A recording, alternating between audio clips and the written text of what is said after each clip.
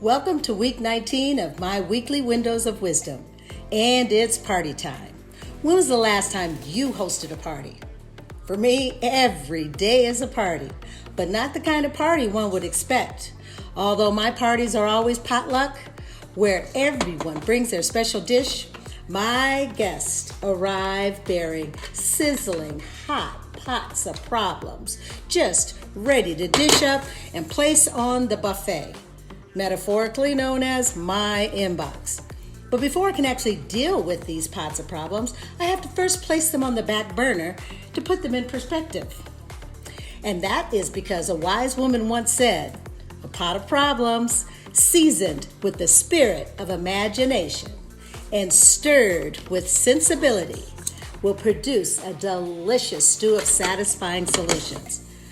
For that added perspective, I asked one of my party guests to weigh in on this hot topic.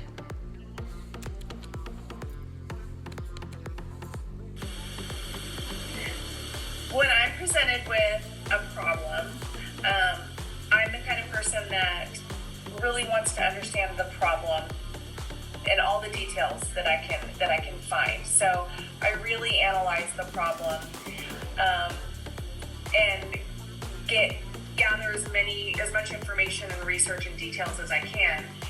Then that's when I start to come up with some solutions, and I'm a big picture person. So as I'm coming up with solutions, I'm thinking about outcomes to those solutions.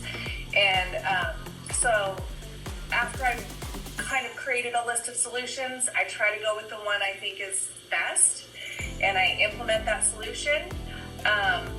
But I'm paying attention to how those things are coming out, and I might have to back up and realize that I implemented the wrong solution and adjust by implementing a new solution.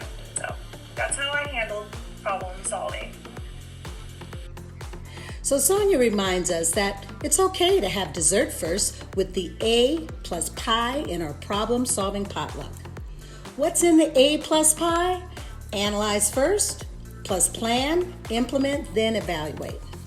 Now, seasoning my pots of problems with the spirit of imagination is the fun part of the party, where I get to think outside of the pot. Hence, I stepped outside of my kitchen to do some research on the process of problem solving, only to find that there are at least 152,000 books and articles that boast a variety of steps to problem solving, ranging from 3 steps to 5 steps, even as much as 10 steps. And like Sonia said, all had variations of the A plus pie, but none that I came across said, use your imagination. If you enjoy cooking as much as I do, I'm sure you have your standard go-to seasonings that you include in almost every dish because the results are consistently delicious. It's the same with problem solving. But when a problem needs something more, I always remember how a similar problem was solved and reimagine more creative strategies to take it to the next level. That's my special seasoning. But sometimes even my own seasoning of imagination might not be enough. That's when I start stirring in sensibility and seeking the insights of a sous chef, like Sonia, or the one who actually brought the pot of problems in the first place. Anyone who could add another perspective with their own unique seasoning.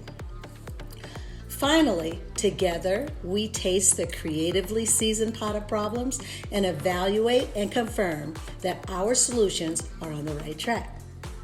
Are there ever too many cooks in the problem-solving kitchen? Possibly, but in my world, collaboration is the key to problem solving. So remember, at my problem-solving potluck, the dessert is always first. The A plus pie of analyzing, planning, implementing, and evaluating. Every step of the way, I am seasoning it with the spirit of imagination and working with others to stir it with sensibility. And as a result, I will no longer have a pot of problems simmering on the stove. Instead, I will have a beautiful, delicious buffet of satisfying solutions to make the perfect potluck party complete. Bon appetit!